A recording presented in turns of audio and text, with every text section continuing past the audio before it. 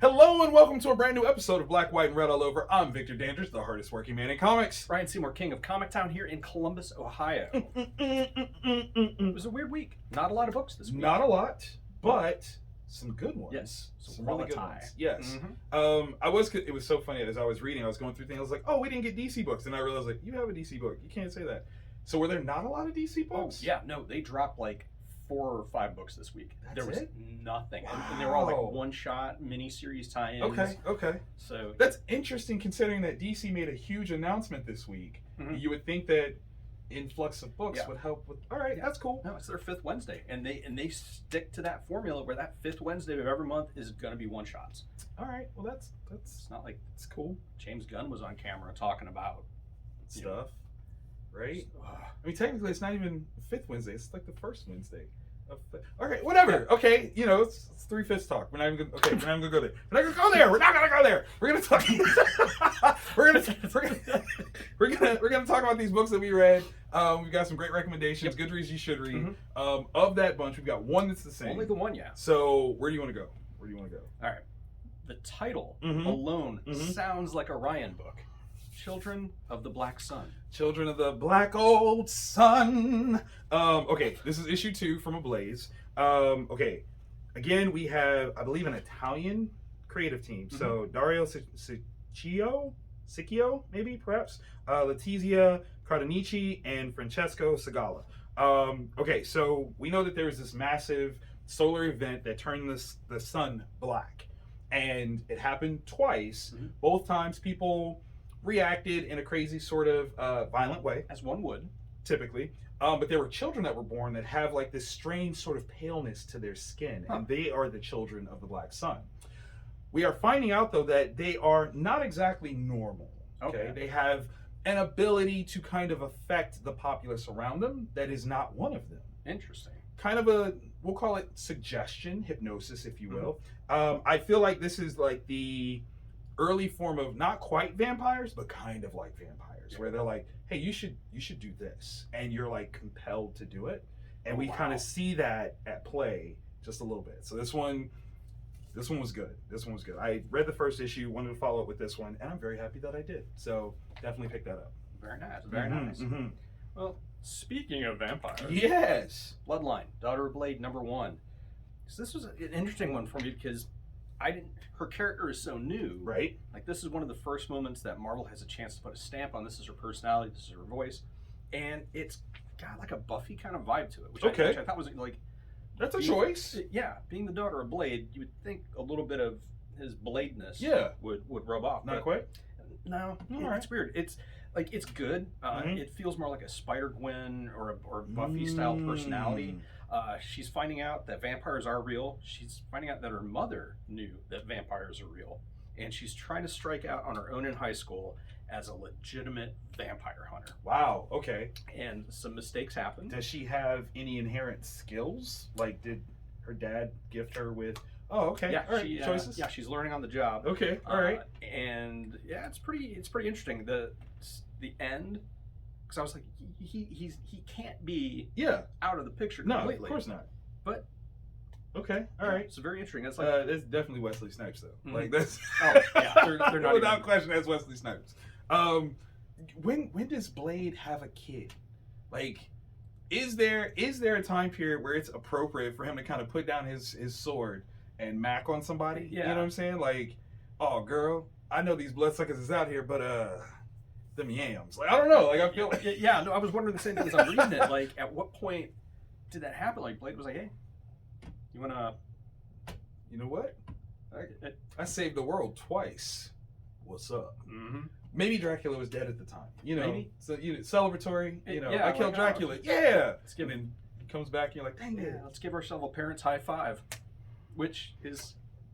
I'm calling it that from now on. Parental high five. Yeah. That's happening. Okay, so keeping up with the Sun theme. Rogue Sun, issue 10. Ryan Parrott, make sure I'm getting the artist name. Marco Renna and Natalia Marquez.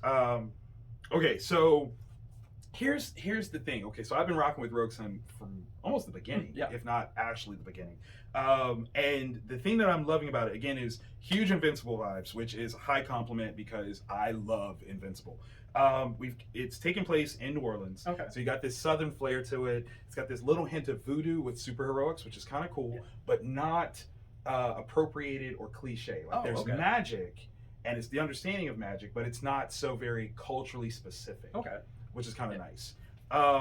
We are seeing that again. The family turmoil dynamic of this is funky, and what's great is Dylan has gotten a new mentor, kind of in the sense of like Avatar, if you will, like Last Airbender, not Blue People, but it's a previous version of the Rogue Sun. Okay. Who, from a time far displaced, is now going to be his wingman. Very interesting. So very, very cool. A lot of promise, a lot of opportunity with that. So highly recommend Rogue Sun. Pick that up. All right. Still training myself on this one. Okay. Sumerian Comics, not Behemoth. That's right. All hail both. Yeah. The Firstborns #2. And so we got a creative team, created and written by E.E. Pliskin, art by Luca Vasayo, concept art designs by Flavio Greco Paglia, and Luca Vasillo, letters by Ryan Ferrier and Luciana Dole. Okay. God, I need to get those. I mean, no. Okay, lettering wise, those are a little complicated, so not your fault. I got old eyes that don't work good. All right, so this one is kind of straightforward for a Sumerian book. There's this kid. He goes, I'm trying to say it without spoilers. So when you go and you buy #1 and give it a read, which yes, you should. And it's also, if your shop ordered them through Lunar, they are slipcover returnable. So once jump again, on that before they're gone. Yeah. Kid goes missing in high school. His family is like totally torn apart because they actually like their kids. And there's this band, like an actual band, like a high school band, like metalheads, and then there's like rival metalheads that they don't quite fit together. We start to see how their lives and the death of this kid are interconnected. And let's see, where are you at, Paige? Oh. So something happens. That's not good. Yeah, not good at all. Something happens where they have to make a choice. Okay. They have done something, and you either have to leave it behind or somehow. And that's not the proper team building exercise. It really isn't. And then there's the classic twist. Oh, the Sumerian, like, where's the John dies at the end? Where's the darkness? I start going, we have it. We get it, and it's fantastic. Nice. Also, once again, whoever's putting the posters in the background, excellent choices. Good job. I like it. Funky, but really good. Like that. Okay, so our last one is a similar piece. We both read this one. Dark Web Finale #1, to be specific, because why not? There will not be a #2. They're shanked. Yeah. They're shanked. Zeb Wells, Adam Kubert, and Frank Martin bring this one home. Listen, I'm a huge Adam Kubert fan, so I'm a homer for him. I have been since the 90s. So anytime he puts pencil to paper, I'm like, yeah, this is it.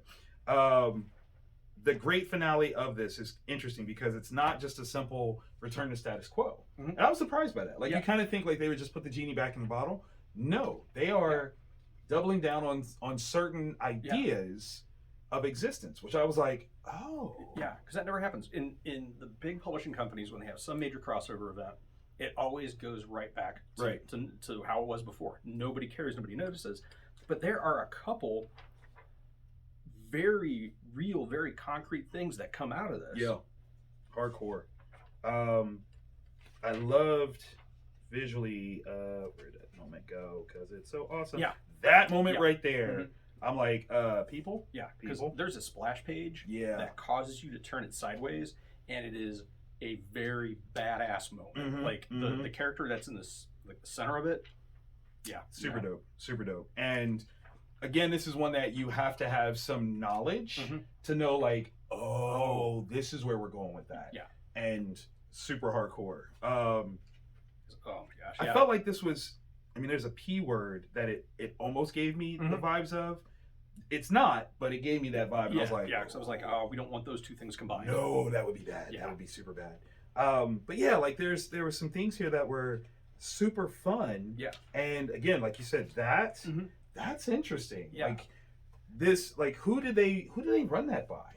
Like they talked to Doctor Strange, like, hey, guess what? And did he go, sure, that might make things easier. Yeah. Like I don't. But it's there now. It's there. Like, it's there. That's so, and being able to tonally capture the vibe of Spider-Man and the vibe of X-Men, that's not and have easy. both happen at the same time in a book. Hats off. Yeah, like, y'all did such a good job with it. Great job. Super dope. So yeah, this was good times. This was a good time. So good reads that you should read. We've got $5 here, 4, that's 9, plus an additional 4, so 13. Yeah. Not bad. Yeah, same on my side. 13. Okay. So if you have an extra $13, highly recommend scooping these up. Absolutely. Okay, now on to the must reads. Yes. The things that have to be on your pull list, should be in your box, should be in your hands going home. We've got one that's the same? Just one. Yeah, just one. I'm going to kick this off, if you don't mind, with this one. So DC Power, in celebration of Black History Month, came out with this amazing anthology. And, okay, so on one hand, this is really, really cool. You're talking representation, pretty much an all people of color, BIPOC crew that's working on this one. Some fantastic stories. I mean, from across the board. There were only 2 that I didn't immediately jump into just because I wanted to bounce around a little bit, just to kind of get a vibe. But this was really good. Yeah. I have a concern, though, that when publishers do something like this, there is a hint of pandering, and here's why I say that. Like, obviously, you want to represent to a demographic. The problem is, if you only do so during a customary celebratory month, you're not ongoingly bringing in that readership. That's the flaw here. If this was something that was like, hey, here is a series of jumping on points, right? Even as the collection of stuff that's already happening featuring some of these characters, that would be fantastic because now you go and continue the adventure in this. Yeah. When you just do this, you're trying to catch a buck on a minority group, and okay, yes, you are representing, but you're not giving long form representation, and that's my complaint with this particular piece. Everything else about it, phenomenal. Art, stories, all kinds of things. I mean, names in here, like, this is one of those things where you find out, wait, they're Black? And you go, yeah. And you go, I didn't know that. Yeah, that's a good thing. You just get to see the talent, and that's phenomenal. The other thing that I would do, kind of on because they do it for the characters, put up a write-up for the creators, right? Like, let them talk about their experiences in Blackness in comics and things like that. That's a boom, okay? Like, do a little podcast, roundtable, if you will, put a QR code in it, let us scan it, it takes us to that thing. Give it to us, content. That's what we want, ongoing and forever. So imagine making this one a loss leader. Yes. Instead of it being, $10? Yeah. Make it $2, make it $3, $4.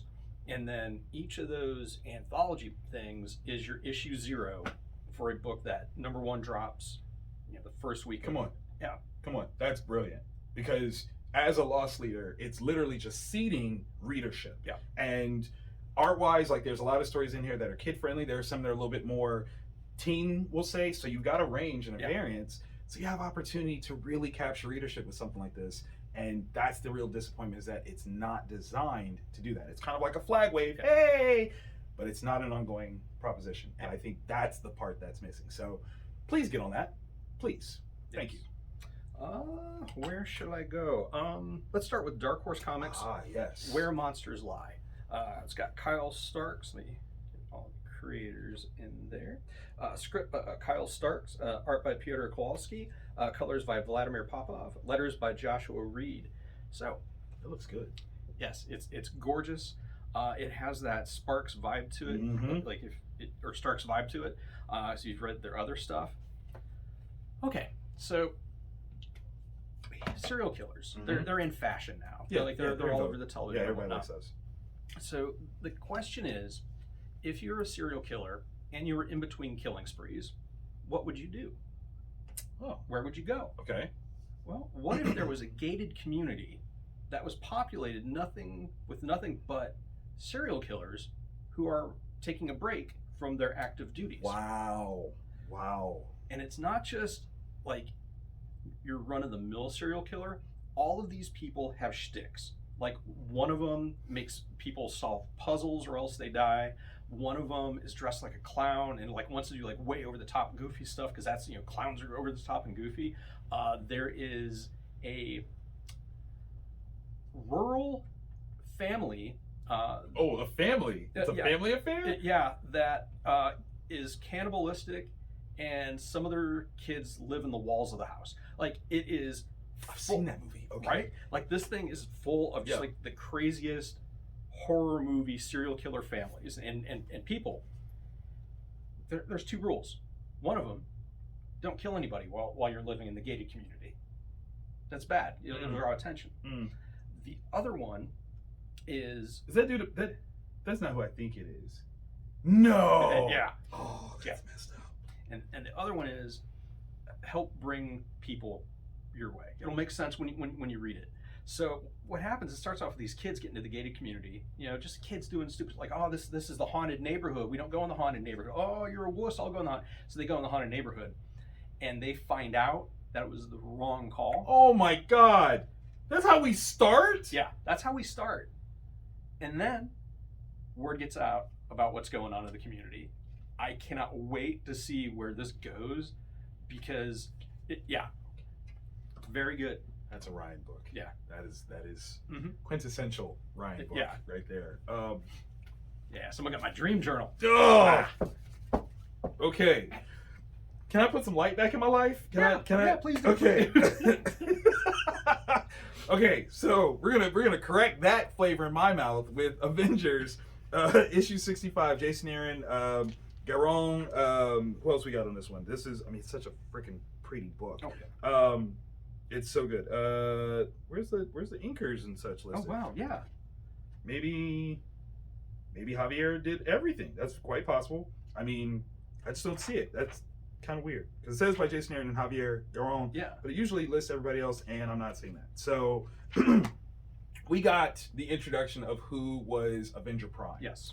If you didn't see that one, spoilers, because we already read that book. Yeah. It's Loki, right?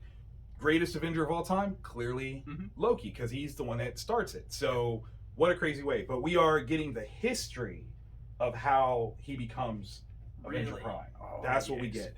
That's all I'm going to tell you.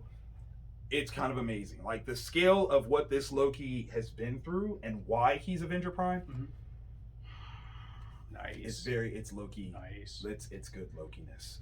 The Loki that's happening is fire. That's all I'm going to tell you. Like, I just can't even, like, I don't want to spoil any part of it, and if I keep running my gums, I'm gonna. So just pick that up. Yeah. And if you have not read any of Jason Aaron's books that are just about the backstories of people and how you find some, because you'll hate them, you'll love them, and you'll find out the reasons why. Jason Aaron's such a good character writer. Yes. And he's building something amazing. So between Avengers and Avengers Forever, you need all of it. So read all of it. Yes.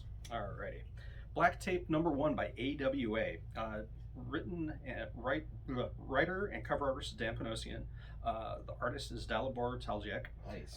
Colorist is Eve Svorkina, and letterer is Steve Wands. So I chose this particular cover because I wonder why. Yeah, Sabbath. Yeah, the Mighty Sabbath. Yeah. Not their my favorite album, and I'll fight people on it, is Heaven and Hell. Oh, but that's just me. That's okay. just me. All right. You're allowed to have your choices. All right. So in the 70s, there's this huge rock star, heavy metal guy. He dies, and his wife is trying to tend to the funerary requirements and things that need to be done. She's overwhelmed because there's a whole ton of friends that were kept away. Like when he married her, he was like, "I'm putting away like all the drugs, all the alcohol. So I'm here for you, babe." And so she's finding these people. Everybody's like super cool, and they're there for her. They're like, if you need anything, you call us. Jack, was like a son to us. And something happens where she finds out, and it goes from this like very don't go down there. It goes from like this family drama and like people bonding to I don't even know. No, why would you? I wouldn't open that door for nothing. Right. You couldn't pay me to open that door. Right. Like even me, I'd be like, so that's what that door is, and what's on the other side? Don't know. Will not. Yeah. So this creative team hits you with this major like change up, and it goes from family story to I don't. Let me help you out of your chair, Grandma. Like that's what I'm getting from that right away. Yeah, because there's No. It does look clean. Wait, is that a pit though? Yeah, that's a pit. Yeah, no way. Right? No way. My dream is to have a basement with a floor drain, but this dude had a basement with a kill pit. That's a no. Okay. Open concept. Listen. It's Black History Month. I can comfortably tell you we don't do that. Okay, we don't. Not at all. No. Okay, so as a great kind of come back around Black History Month, because I think this is important to recognize. Okay, so we both tackled Silver Surfer Ghostlight, written by John Jennings, who is a phenomenal Black comic scholar. So this is definitely going to hit some notes with Black readership. But like in the same way that I'm talking about this, here we are, issue 1. Even if this is a mini series, it still is something ongoing, not just for this month. You can come back and get some more, and that's the goal. Yeah, that's the goal. Okay, so John Jennings on the writing. Art, we have Valentine Delandro and Matt Mila. The vibe, art vibe of it, I have to give, it gives me very much so Jean-Paul Leon vibes. Very much so. Really, really dig, right? Off rip. The other thing to recognize is that this is actually rooted in Marvel Comics history. Yeah. You have to know some things, okay? These people that are being introduced, they are not just out of the blue. Yeah. This was a deep dive and a great one at that. So yes, I was wondering that. And I was wondering why Marvel didn't put like a see this book like footnote somewhere like you're going to want to check out, because they should have. Yeah. They definitely should have. Because the other thing about it, I mean, I don't know if you guys know this or not, but you know, selling comics is a business. And imagine if you guys had like a trade paperback that had some sort of reference to this. So not only do you sell this book, you sell the trade paperback. Yeah. More money for everybody. Yes. Oh snap! Yeah, stuff like that's so frustrating. You're just like, why do you people not talk to each other? Because that'd be so helpful. DC doesn't have the Grant Morrison trade paperbacks in print. Go watch the James Gunn. Yeah, you need to go DC Cinematic Universe. Really? Yeah, they don't have those. Right, and so we've got these characters that a lot of people are going to pick up thinking they're brand new. Right, and they're not. They're not. They're part of Marvel Comics history. Yeah, pivotal points in Marvel Comics, if I'm being fair. So okay. We have this family that, you know, we are getting introduced to new members of this family, we'll say. We're getting some really cool context of characterization. It's focusing on young kids. So again, in terms of new stuff, you're focusing on the right age group readership, even though it requires some past knowledge. It's so good. Yeah, it's the gateway. It has a foot in both worlds. Both. Geniusly, like double dutching the whole time, just boom, boom, boom. Okay, so they are bequeathed. Yes, bequeathed. There's been a loss. There's been a loss. Yeah, they've been bequeathed the home, and they're moving in. They are used to the fast pace of New York City, and that's not where they are now. Kind of a rural, still in New York State, but not New York City. Yeah. And I love the family aspect. Yes, it's multiple generations, and they're banding together after losing a loved one. Yes. And how that's going to affect, like, I'm absolutely digging that. It's a great framework. It's a great framework. We've got one of the most precocious young minds I've ever seen. True jazz fan. Yeah. This is a kid that, like, okay, I'm pitching, okay? What I need is for this kid to continue beyond this series. I need him to meet Miles Morales, but find out Miles' real name and be pissed at him for not taking his dad's name. Yeah. And be like, you were named after Miles Davis and you don't want, are you crazy? Like, that's the, that's the level that I want with this, because I think that would be fantastic, where this kid is such a blues head that he would find Miles Morales and go, you offend me, sir. How dare you? Good day. I say good day. Absolutely. Okay, so this is going to be a cosmic story. Without question, it's going to be cosmic. If you didn't pick up on the subtle hint, Silver Surfer has a reference to it. And what a great way to bring him into this. Yeah. This was a lot of fun. I would almost say that at some point within the next 5-10 years, we need to see something like this in a live action or animated something. Yeah. Just because it's hitting all the points. All the points. I'm about to say some crazy stuff. Oh, bring it. Fantastic Four. Yeah. I'm okay with it. I'm okay with it 1,000,000%. Okay with it 1,000,000%. Because you've got energy that Yeah. can change. Yeah, you're right. You are right. And considering, again, publishing lineage, that's where it starts. Yeah. Is Fantastic Four. So Fantastic Four gets us to that. It can work. Right? Good job. Good job. I like it. God, give me an animated series for it. Come on, like that would be so much fun, and it's new and it's fresh, and yes, and yes. Yeah, I was highly impressed with this. Yeah, the I really, really was. With Leon, and then there's like moments where there's a little bit of Kirby channeled. Yep. It's another one of those books that art, writing, every aspect of it is It's firing. It's perfect. All cylinders. It's good. It's super good.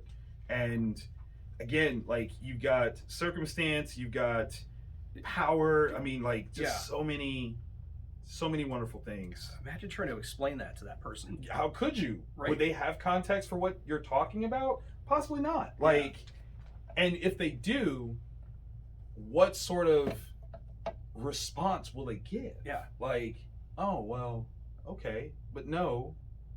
And then why did you do this? Well, like there's a lot. Yeah, there's right? so much fertile ground to play with this story. I can't wait. I'll be back for issue 2 without question. Absolutely. Okay, so we read, we reviewed, we recommended. I've got like $19 worth of stuff here, but that's because this is like a $10 book. Yeah. That's another thing that I'm kind of like, why, guys? Yeah. Why price it out? Like I get it. You had a lot of talent to pay for. Figure out some other way to do it. Okay, pay them on the ongoing series, and just capture like the first 4 pages. First 4 pages of an ongoing series, right? That way you're printing it twice, but you're only paying for it once. I'm not saying that I do this. But I do this. Like it's your job or anything. I'm just throwing it out there. Advantage in-house publishing. Throwing these bombs, people. Get to it. But no, we read some good books, reviewed some good books, and now we're recommending them to you, and we hope that you like it. If you did, click the thumbs up. We definitely want to see that. Spread it out to more people. Let everyone know that we've got the stuff. We got the juice. We're telling you the things. Yeah. Every week. Yeah. Click that Taco Bell looking button, Ding. and it'll give you a heads up when we're dropping in your inbox. And we do communicate with you in all social media. Oh, yeah, absolutely. Like, you can do comments below. You can actually tweet us. You can Instagram us. You might be able to find us on Facebook, too. I mean, we're there. We're there. We're where you need us to be. Reading books for you all the time. Reading. Yeah. Read it to you. Not quite to you, but for you. I don't know. If I get in the house, works. Just don't be afraid. Yeah. If I'm in your house, We're just bringing books. Yeah. It's a drop off. Pull list. You're on my pull list. That's right. That's not creepy at all.